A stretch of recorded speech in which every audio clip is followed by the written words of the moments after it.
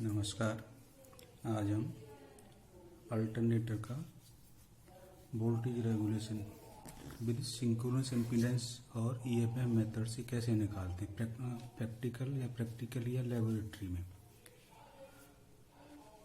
तो to find out the voltage regulation of a large alternator by synchronous impedance method the following test are to be perform. यानी कि किसी भी large alternator का synchronous impedance method से voltage regulation निकालने के लिए अपन को 3 टेस्ट करने पड़ते हैं मेनली। पहला है मेजरमेंट ऑफ आर्मेचर और स्टेटर रेजिस्टेंस आरए, यानी कि फेस रेजिस्टेंस। तो ये अपन डायरेक्टली वोल्ट मीटर और अमीटर मेथड से निकाल सकते हैं। इसमें क्या करते हैं कि जैसे अगर आपका अल्टरनेटर है, ये स्टार कनेक्टेड है, तो इसमें क्या करेंगे, यहाँ पर एक अमीटर लगा देंगे और यहाँ पर एक वोल्ट मीटर लगा देंगे और इसके अक्रॉस एक डीसी सप्लाई दे देंगे। तो अगर इसका आरए है, इसका आर है, तो चूंकि ये दोनों सीरीज में है तो 2RA इक्वल टू क्या हो जाएगा V/I। तो आरए क्या होगा V/2I। तो ये क्या है, आपका डीसी रेजिस्टेंस है एक्चुअली। ये क्या है, आपका डीसी रेजिस्टेंस। लेकिन अल्टरनेटर में क्या एसी करंट फ्लो होता है, इसलिए इसको अपन एसी में कन्वर्ट कर लेंगे, यानी कि RAAC। तो ये कितना होता है, ये जनरली 1.25% होता है, क्योंकि इसमें क्या होता है, स्किन इफेक्ट होता है। इसकी वजह से क्या होता है, इसका इफेक्टिव रेजिस्टेंस इंक्रीज हो जाता है।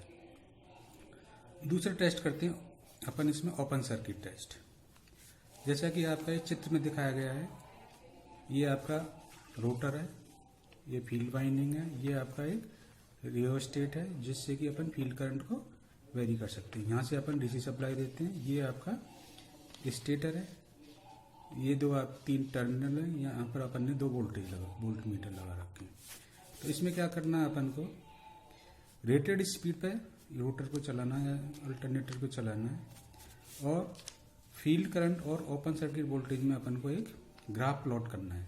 जब फील्ड करंट 0 है, ओपन सर्किट वोल्टेज आपका 0 होगा। जैसे जैसे अपन फील्ड करंट बढ़ाते जाएंगे, ओपन सर्किट वोल्टेज भी आपका बढ़ता चला जाएगा। जब अपन का नॉर्मल फील्ड करंट होगा, उस कंडीशन में आपकी जो ओपन सर्किट वोल्टेज होगा वो आपका E0 होगा।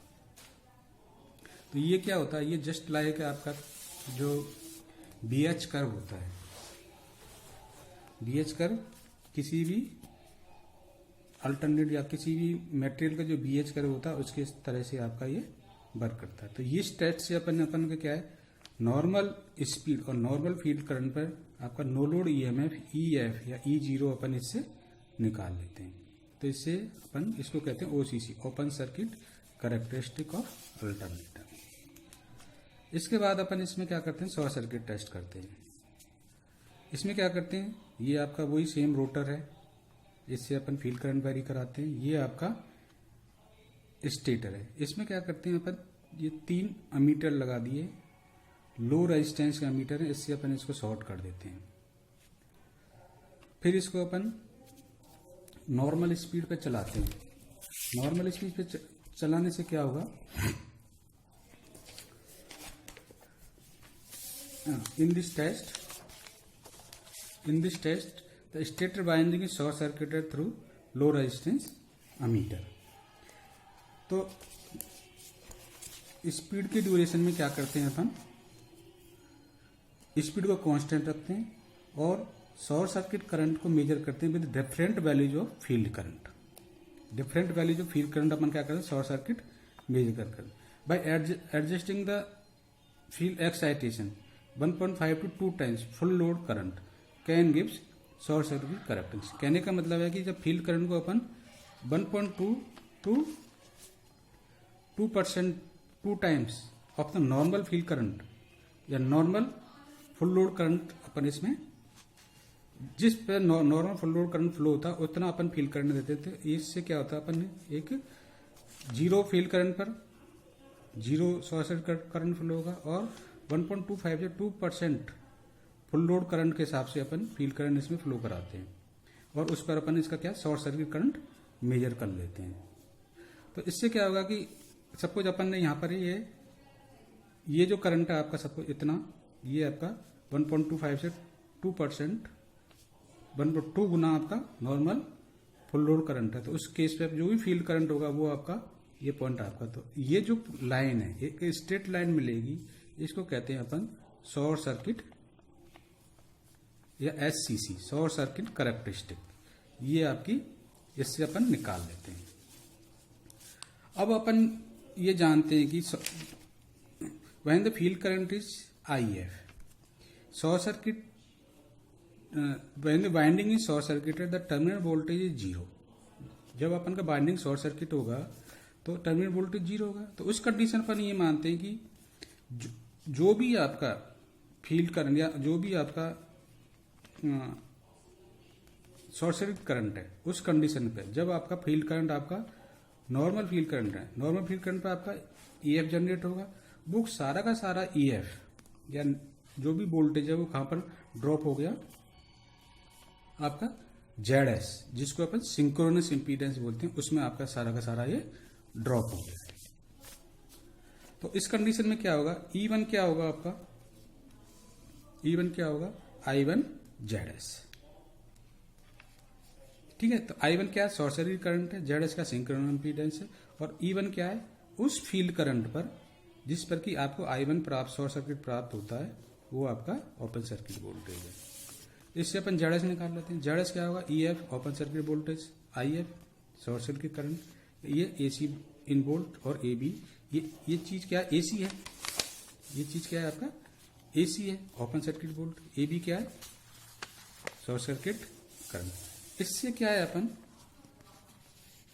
ZS निकाल लिया। अब ये क्या है, synchronous reactance, ZS synchronous impedance और RA अपन पहले निकालते हैं, तो इससे अपन क्या है XS निकाल सकते हैं, सिंक्रोनस रिएक्टेंस निकाल।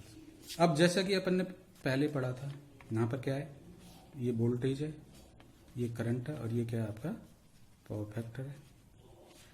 ठीक है, तो ये आपका रेजिस्टिव ड्रॉप होगा आर्मेचर में IRA, जो कि करंट की डायरेक्शन में होगा। ये क्या होगा आपका IXS रिएक्टिव ड्रॉप होगा, और ये क्या होगा आपका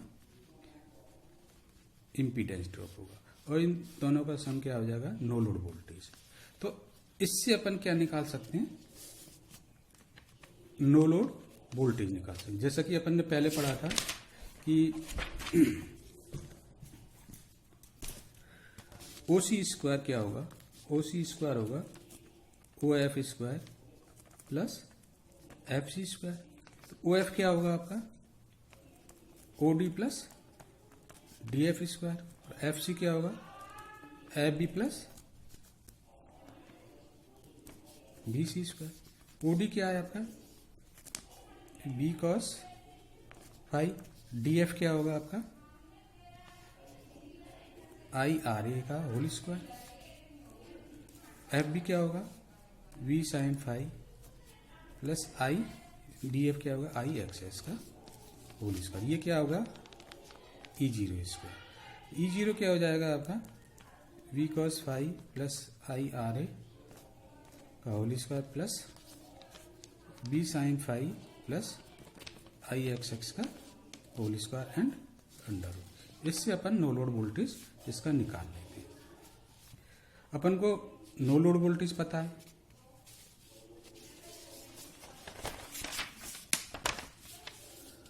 नो लोड वोल्टेज पता, टर्मिनल वोल्टेज पता, इससे अपन इसका रेगुलेशन निकालते हैं। इस वाले मेथड में जो वोल्टेज रेगुलेशन निकलता है वो हाई साइड में निकलता है, क्योंकि ये जो टेस्ट किया जाता है इसमें जो एक्सेस की वैल्यू आती है from OC and SC, it is more than actual value. जो भी एक्चुअल वैल्यू होती है उससे एक्सेस की वैल्यू क्या आती है, हाई आती है। इसलिए इसको अपन ऑप्टिमिस्टिक मेथड भी बोलते हैं। इसको क्या बोलते हैं, जिससे इस मेथड से जो वोल्टेज रेगुलेशन निकलता है उसको अपन ऑप्टिमिस्टिक वैल्यू बोलते हैं, क्योंकि it gives a higher value than the obtain from an actual value. तो इसमें जो एजम्पशंस माने जाते हैं वो क्या है कि इसमें यह माना जाता है कि the flux is same under test condition and under load condition. जो फ्लक्स है उसको क्या माना है अपन ने, सेम माना है। जो test condition under no load condition and under load condition. जबकि फ्लक्स क्या है आपका, चेंज हो जाता है लोड कंडीशन में। फ्लक्स क्या हो जाता है आपका, मेन फ्लक्स क्या होता है, कम हो जाता है, वो चेंज हो जाता है अंडर लोड कंडीशन। अपन ये माना कि सिंक्रोनस इम्पीडेंस क्या होता है, सेम होता है, जबकि सिंक्रोनस इम्पीडेंस आपका नो लोड से फुल लोड में चेंज हो जाता है। तीसरा क्या माना है जमसन अपन ने, magnetic reluctance to the armature flux is constant regardless of the power factor. तो मैग्नेटिक रिलक्टेंस है टू द आर्मेचर फ्लक्स, वो भी क्या माना अपन ने, कांस्टेंट माना है, जबकि पावर फैक्टर के हिसाब से रिलक्टेंस क्या है, चेंज हो जाता है। तो ये आपका, ये अपन ने 3 एजम्पशन माने, इसलिए इसमें क्या है कि जो actual value of power factor regulation है वो आपकी नहीं मिल पाती है। तो एक्चुअल वैल्यू ऑफ रेगुलेशन के लिए अपन दूसरे टेस्ट करते हैं, दूसरा मेथड यूज करते हैं जिसको अपन एमएमएफ बोलते हैं, जिसको अपन अगली क्लास में पढ़ेंगे। तो ये आपका आपने देखा होगा कि कैसे अपन रेगुलेशन निकालते हैं by MMF method, magneto EMF method, electro synchronous impedance और या ईएमएफ मेथड से कैसे अपन इसको निकालते हैं। धन्यवाद।